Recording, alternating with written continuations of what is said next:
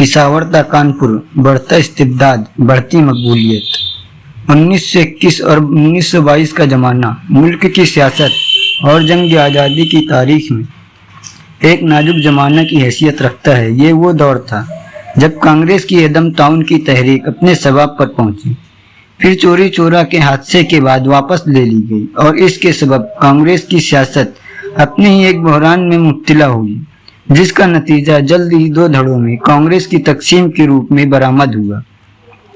इधर गांधी के एक साल में स्वराज के नारे को आजमाने के लिए बरतानी हुकूमत की जानिब से दहशतगर्द कहे जाने वाले कौमी इनकलाबियों ने अपनी तहरीक फिल वक्त रोक रखी थी, लेकिन अदम ताउन की नाकामी के बाद इनकी अक्सर नौ कतारबंदी का अमल भी शुरू हुआ। तीसरी तरफ कोई आला निस्बुल ऐन फिलहाल सामने न रहने के सबब अवाम भी तफरीकों के शिकार हुए और फिरका परस्त कुव्वतों ने सर उठाना शुरू किया। हत्या के अदम ताउन की नाकामी से पैदा हुई नाउम्मीदी के माहौल से राष्ट्र स्वयं सेवक संघ RSS के क़याम का भी बराह रास्त ताल्लुक है। मुख्तसर ये कि मुल्क को पुरअमन तहरीक पर गांधी के बेजा असरार की एक बड़ी कीमत अदा करनी पड़ी। इसके बरअक्स ऐन इसी जमाने में नौज़ायदा कम्युनिस्ट तहरीक को एक अलग ही किस्म के इम्तिहान से गुजरना पड़ा, जिसे हम पिशावर साजिश मुकदमा के नाम से जानते हैं। इनमें 1922 और 1923 के दौरान चलाए गए 4 मुकदमों के अलावा एक जमनी मुकदमा भी शामिल था। मुकदमात के पस मंजर यूं तो शुमाल मगरिब हिंद से बरतानवी हुकूमत पहले भी खाइफ रहती थी, क्योंकि रूस के जार भी अपना साम्राज्य फैलाने के मामले में कुछ पीछे नहीं थे। मगर बोल्शेविक इनकलाब के बाद सोवियत यूनियन के मुताल्लिक इसे बिलखुसूस परेशानी लाहक थी, जिसकी वजह आसानी से समझ में आती है। बरतानिया, फ्रांस, जारशाही, रूस वगैरह ने चीन और कुछ और ममालिक की तकसीम के बारे में आपस में जिस तरह के खुफिया मुआहदे कर रखे थे, इनके जाहिर कर दिए जाने के बाद और नौ आबादियात की आज़ादी के मुतालिक सोवियत सरकार के ऐलान के बाद साम्राज्यी सरकारों पर यह बात वाज़ेह हो चुकी थी कि इस नए निज़ाम के रहते इनके अपने मुफादात महफूज नहीं कहे जा सकते। इनकलाब के फौरन बाद रूस में 14 सरकारों की हथियारबंद मुदाखलत और वहाँ खाना जंगी भड़काने की काविशें इस नए निज़ाम का गला घोंटने की कोशिश में थी। मगर इससे भी बड़ी बात यह थी कि इनकलाब का खतरा अब सरहद पार ही नहीं, बल्कि खुद मुल्क के अंदर मंडलाता हुआ नजर आ रहा था। इसलिए कि तमाम नौ आबादियाती ममालिक की तरह हिंदुस्तान में भी सोवियत यूनियन के बारे में खैर सगाली का माहौल पैदा हो रहा था, बल्कि मुल्क की सबसे बड़ी सियासी जमात यानी कांग्रेस का एक हिस्सा भी नए ख्यालात से मुतासिर होता हुआ नजर आ रहा था। दूसरी तरफ बैरून मुल्क गदर पार्टी, बर्लिन कमेटी और काबुल की आरजी हिंद सरकार की तकरीबन तमाम मेंबरान अब इस नए इनकलाब और इसके उसूलों के जेर असर थे, और ये बात भी सरकार के इल्म में थी। बरतानवी सरकार और बरतानवी साम्राज्य को सबसे ज़्यादा यही फिक्र लाहक थी, और यही वजह है कि छोटी से छोटी बात पर भी सरकार नवाज अखबार हिंद में बोल्शेविक साजिशों के मुतालिक शोर व गूंगा शुरू कर देते थे। इन हालात में शुमाली मगरिबी सरहद पर सरकार का खुसूसी तौर पर निगरानी रखना फितरी था। इसके अलावा अगरचे अफगानिस्तान के अमीर से बरतानवी हुकूमत के ताल्लुकात खुशगवार ना थे, मगर ईरान में बरतानवी फौजों की मौजूदगी कम्युनिज्म को रोकने की इस मुहिम का हिस्सा भी थी। मुकदमों के फैसले। उधर मॉस्को और ताशकंद में बैठे हुए हिंदुस्तानी महाजिर भी वतन लौटने और यहाँ जारी जंग आज़ादी में अपना ताउन देने को बेचैन हो रहे थे, मगर बरतानवी हुकूमत थी कि इसने शुमाली मगरबी सरहद सूबे में, जो इन दिनों एक ममनुआ इलाका था, कदम कदम पर खुफिया पुलिस का जाल बिछा रखा था। नतीजा ये हुआ कि जब वतन को दारुल हर्ब करार देकर तुर्की की हिमायत में लड़ने के लिए जाने वाले और रास्ते में सोवियत यूनियन पहुंचकर एक जहनी इनकलाब से गुजरने वाले नौजवानों का पहला दस्ता, जो कोई 40 महाजरीन पर मुश्तमिल था, पिशावर पहुंचा तो खुफिया ब्यूरो का एक ऑफिसर योरेट इनका इस्तकबाल करने के लिए पहले से मौजूद था।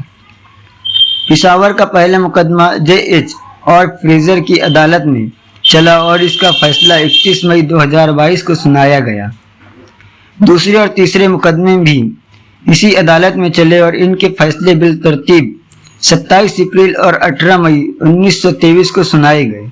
चौथा मुकदमा जी गवर्नर की अदालत में चला, जिसने 4 अप्रैल 1924 को अपना फैसला सुनाया, जबकि जमनी मुकदमे की समाअत 1927 में हुई। सरकारी तौर पर इनमें से पहले 2 मुकदमों को ताशकंद साजिश केस और तीसरे और चौथे को मॉस्को साजिश केस का नाम दिया गया। कुल मिलाकर पहले 4 मुकदमों में जेल दर्ज अफराद को कसूरवार करार दिया गया।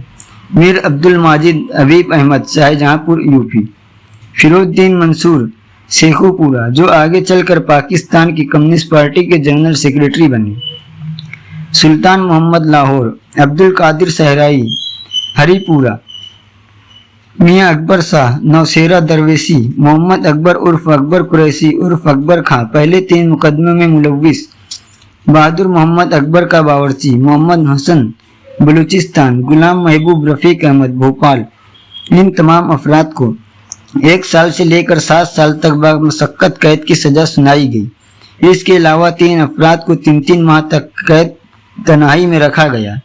1927 में पेशावर साजिश केस के नाम पर चले जमनी मुकदमे में फजल इलाही कुर्बान को 5 साल बामशक्कत कैद की सजा दी गई, जिसे बाद में घटाकर 3 साल कर दिया गया। इंसाफ का मखूल, ये 5 मुकदमे ताज़ात हिंद की दफ़ा 121A के तहत चलाए गए, जिसका मतलब ये था कि तमाम मुलजिमीन शहंशाह बरतानिया का तख्ता पलटने की साजिश में मुलव्विस करार दिए गए थे। इस तरह की साजिश केसों में सरकार पहले जिस तरह का रवैया इख्तियार करती आई थी, वैसा ही रवैया इसने पेशावर साजिश केस में भी अपनाया। 1908 में तिलक को महज इसलिए 6 साल के लिए मांडे जेल रंगून भेजा गया था कि इन्होंने अपने पर्चे मराठा में बंगाली के इनकलाबियों की तारीफ में एक मजमून लिखा था। पहले लाहौर साजिश केस के दौरान गदर पार्टी के इनकलाबियों को सिर्फ सरकारी मुखालफत प्रोपेगेंडा के लिए भी सजा सुनाई गई थी, जबकि एक जमहूरी निज़ाम में इसे किसी फर्द या जमात के बुनियादी हुकूक में शुमार किया जाता है। दर हकीकत ताज़ात हिंद की दफ़ा 121A का मकसद भी इस तरह के मामलात में सरकार की मदद करना था। इसलिए इस दफ़ा के तहत किसी को सजा दिलाने के लिए साबित करना कतई ज़रूरी नहीं था कि इसने सरकार के खिलाफ साजिश की कोई कार्रवाई की है। साजिश का अमल ज़रूर पजीर ना हो तो भी सरकार इस बिना पर किसी को सजा दिला सकती थी कि वो शख्स एक साजिश का हिस्सा था। इसलिए किसी को भी सरकारी गवाह बनाकर इससे इस मफहूम का एक बयान दिलवा देना ही बअमूल काफ़ी था। पेशावर साजिश केस मुकदमात में पहले यही हुआ। मिसाल के तौर पर पहले मुकदमा में अपना फैसला सुनाते हुए आलिम फाजिल जज ने लिखा था कि तमाम मुस्तहिक सरकारों के मुतालिक बालसिकरों का नज़रिया सबको मालूम है। इसी तरह फिल वक्त वजूद रखने वाले तमाम मुहज्जब सरकारों से इनकी दुश्मनी और इनको पलटने की ख्वाहिश भी सबके इल्म में है। ये आम जानकारी एक ऐसा मौजू है जिस पर अदालती नुक्ता नज़र से गौर व खोज करना ज़रूरी है, और अदालती नुक्ता नज़र से इस मौजू पर गौर व खोज किस तरह किया गया ये भी अपनी जगह दाद तलब है। मिसाल के लिए फैसले में ताशकंद में एक आरजी हिंद सरकार के वजूद की बात कही गई थी, जिसमें राय, इब्ने मुखर्जी और अब्दुल रब जैसे अफराद को शामिल किया गया था, जबकि हकीकत में ताशकंद में ऐसी कोई सरकार कभी रही ही नहीं।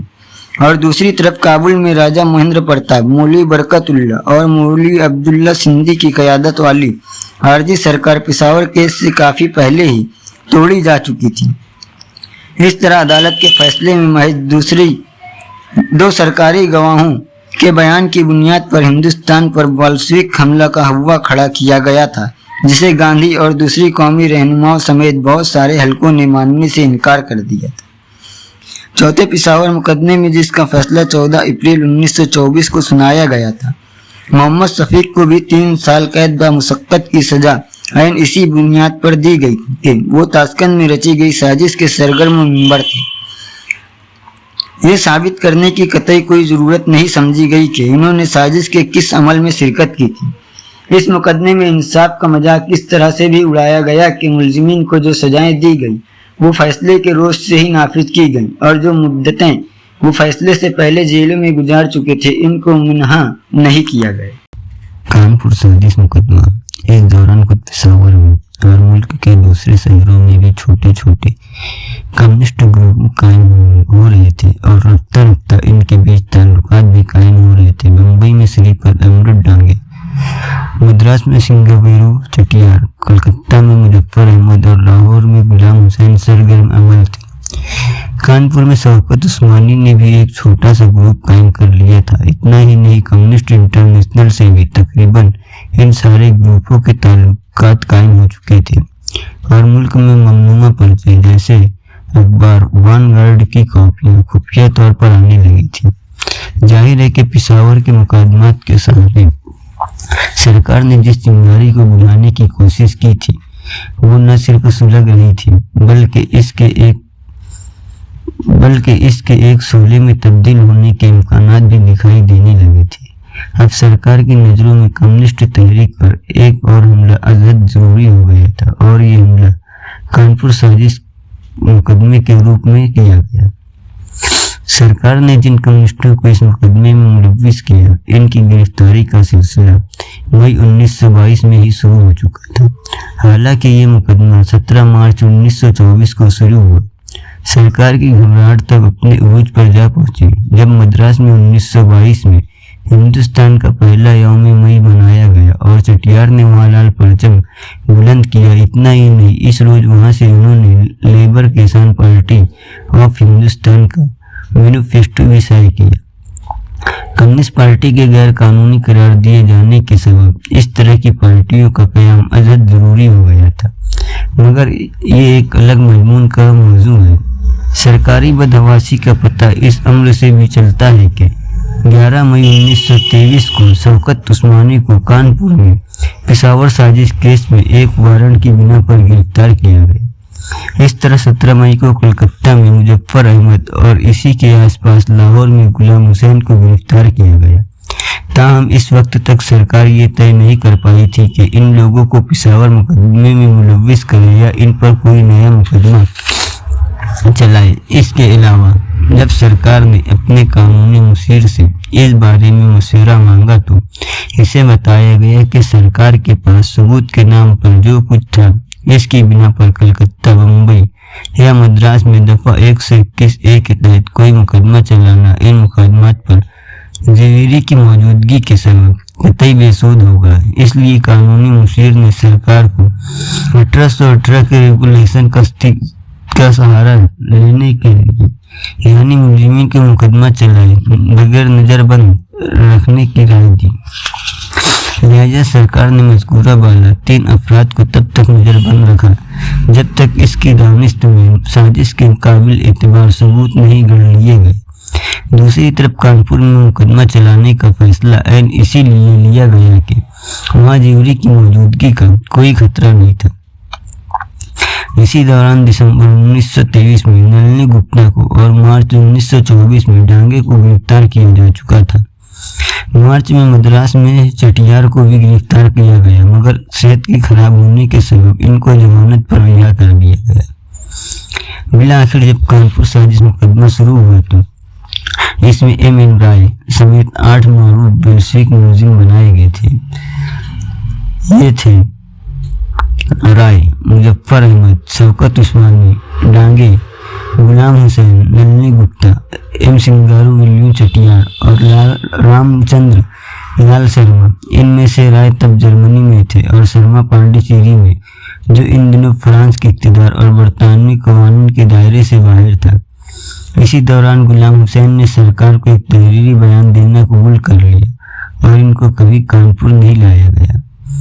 जबकि चटियार फिलहाल जमानत पर बाहर थे, इसलिए अदालत के कटघरे में सिर्फ मुजफ्फर अहमद, डांगे उस्मानी और नलिनी गुप्ता को ही खड़ा किया जा सका। इन कम्युनिस्टों पर जो इल्जामात आयद किए गए वो भी कुछ कम मौक़िज़ा खेज़ न थे। कहा गया था कि यूरोप में कम्युनिस्ट इंटरनेशनल नाम की एक तंजीम मौजूद थी जिसका मकसद तमाम महज़ब सरकारों का तख्ता पलटना था और इसके लिए वो हर तरह के गैर कानूनी तरीकों का सहारा ले रही थी। और ये कि कानपुर मुकदमे में मुलव्विस मुलजिमीन इसी इंटरनेशनल के कारकुन थे जो अपने असल मकसद के हुसूल के लिए इंडियन नेशनल कांग्रेस पर भी कब्जा करने का इरादा रखते थे। कहने की जरूरत नहीं है कि पेशावर साजिश की तरह यहाँ भी मनगढ़ंत बातों का सहारा लिया गया था और साजिश का कोई अमल सामने न होते हुए भी साजिश की मौजूदगी साबित करने की कोशिश की गई थी। सारी महज़ब दुनिया का कायदा है कि इरादा कत्ल का, ऐलान भी कत्ल का सबूत नहीं माना जाता, जिसके लिए कत्ल के अमल या कत्ल की कोशिश का होना जरूरी है।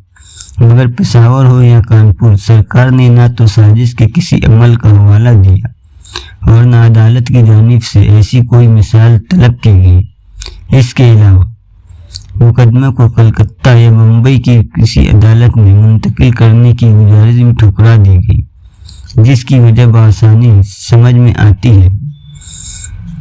मगर सरकार का इरादा तो इससे पहले तब ही जाहिर हो गया था जब सरकार ने इस मुकदमे को जस्टिस H.E. होम की अदालत के सुपुर्द किया, जिसने कुछ ही अर्सा पहले चोरी चोरा के मुकदमे में 172 अपराध को बिल्कुल खोखली बुनियादों पर भी फांसी की सजा सुना थी। मिला आखिर कानपुर मुकदमे के चारों मुलजिमीन को 4-4 बरस कैद बमुशक्कत की सजा सुनाई गई और चटियार के खिलाफ बाद में बम्बई या मद्रास में मुकदमा चलाने का फैसला किया गया। गुलाम हुसैन के खिलाफ मुकदमा वापस ले लिया गया, जबकि राय के बारे में तय किया गया कि हिंदुस्तान में आने पर उन्हें गिरफ्तार करके या डिप्लोमेटिक जराये से इनको जर्मनी से हिंदुस्तान तलब करके इन पर मुकदमा चलाया जाएगा। आगे चलकर चटियार के खिलाफ मुकदमा वापस ले लिया गया। यहाँ जमनन ये बात भी कही जानी चाहिए कि इस मुकदमे को इज्जत का सवाल बनाकर सरकार ने उस जमाने के हिसाब से इस पर 48,000 रुपये से ज़्यादा की रकम खर्च की, जबकि मुलजिमीन की दफा के लिए बनाई गई कमेटी महज कुछ हजार रुपये जमा कर सकी। ताहम यहाँ ये बात जरूर कही जा सकती है कि इस तरह के मुकदमे चलाकर सरकार ने जिन मकासद के हुसूल की ख्वाहिश की थी वो इससे फिर भी दूर ही रहे। ना तो सरकार कम्युनिस्टों की आवाज़ दबा सकी, हालांकि उन्हें वक्ती तौर पर जरूर धक्के लगे, और ना ही नए नए हलकों में मार्क्सी ख्याल की रसाई रोकी जा सकी, बल्कि कानपुर मुकदमे से कम्युनिस्टों को जो शोहरत मिली वो पेशावर के मुकदमात से भी नहीं मिली थी। अगले चंद वर्षों के वाक़यात ने भी कम्युनिस्टी की बढ़ती हुई मकबूलियत ही साबित की।